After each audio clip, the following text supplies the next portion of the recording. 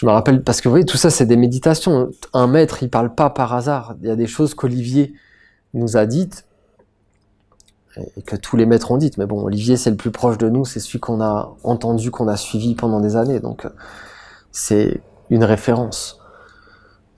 Eh bien, il parlait lui-même de vie passée. Bien sûr qu'il a eu, pour faire la mission qu'il a fait, il a eu plein d'incarnations dans la lumière, dans la tradition. Mais il parlait aussi qu'il avait eu des incarnations où il était complètement sans aucune possibilité d'évolution, parce que il n'y avait pas les anges sur la terre. Vous comprenez, l'homme, il n'est rien.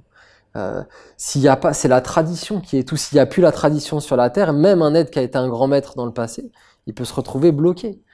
Il nous parlait peut-être de 2 ou 3 vies où il a été un moine dans la religion catholique, c'est-à-dire dans un monde où le chemin était fermé. Le chemin était fermé, où il disait qu'il a fait des choses, même c'était n'importe quoi. Il nous l'avait dit. Vous vous rappelez quand il avait dit qu'il était même mort emmuré en Grèce, je crois, c'était emmuré dans la solitude totale, parce que c'était des mondes comme enfermés, si vous voulez. Mais il est passé par là, Olivier. Vous voyez, ça montre, mais il l'a pas dit juste pour le dire, vous comprenez, c'est des choses il faut méditer. Ça montre que l'homme, il est rien par lui-même. S'il n'y a pas la tradition, s'il n'y a pas un monde divin qui intervient dans la destinée des hommes, et pour ça, il faut que l'homme, il crée les conditions, qu'il donne les conditions pour qu'il y ait la manifestation de ce monde divin.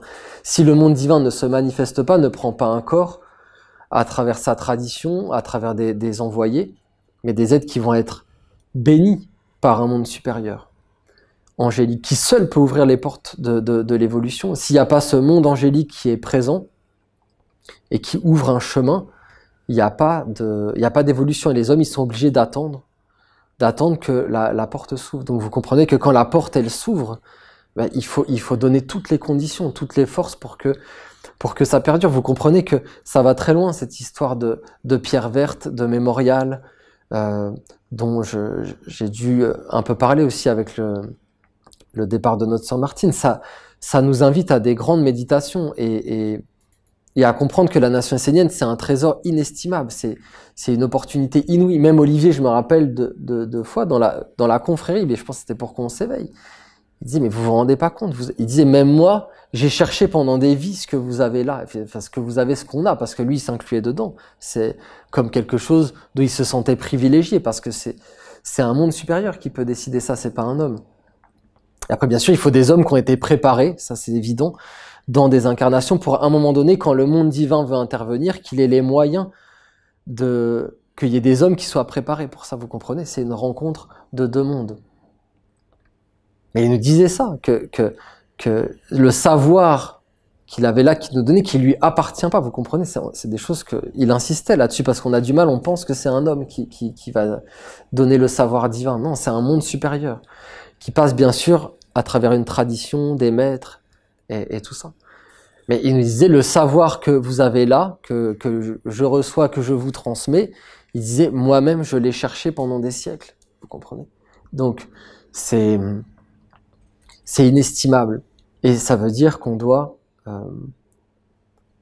redresser des choses pour qu'il n'y ait pas de coupure, parce qu'il y a une malédiction, je suis désolé, c'est les mots, j'en vois pas d'autres. Il y a une malédiction qui perdure dans notre tradition. C'est dans notre tradition, vous comprenez, on est un peuple essénien, un peuple de la lumière, mais il y a des karmas, et il y a quand même des choses.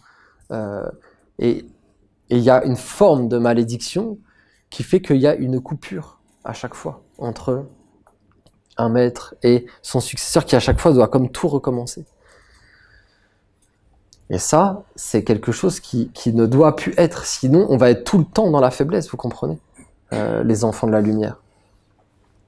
Donc tout cet enseignement du mémorial, de la mémoire, ça nous montre, c'est des réflexions, des méditations sur la tradition, sur le principe de la tradition, que c'est aucun homme n'est grand. C'est la tradition qui est grande. On doit nourrir la tradition et faire en sorte que la tradition perdure pour que et ça c'est un vrai égoïsme, hein, comme disait Olivier, un égoïsme sacré, parce qu'il y a un égoïsme qui est sain, faut pas supprimer l'égoïsme, faut juste le mettre à sa juste place. C'est-à-dire connaître son intérêt véritable, l'intérêt de la lumière à l'intérieur de nous. Et dans ce cas-là, on va comprendre que c'est notre intérêt de prendre soin de la mémoire, de ceux qui partent, de la réincarnation, pour que quand on se réincarnera, parce qu'on se réincarnera, à part peut-être quelques élus parmi nous, mais voilà, c'est... De toute façon, on doit faire la volonté de Dieu, c'est-à-dire que même un être qui a la possibilité de ne pas se réincarner, il s'en remettra, ça veut dire que c'est un grand serviteur de la lumière, et il s'en remettra à la volonté de Dieu, qui peut-être lui demandera de revenir pour continuer l'œuvre. Parce que l'archange Raphaël, il l'avait dit, hein, il disait, seuls quelques-uns d'entre vous atteindront ce mystère comme le Bouddha, qui ne s'est plus réincarné. Donc, on va revenir sur la Terre, on va revenir, et notre intérêt véritable, c'est que la tradition soit puissante,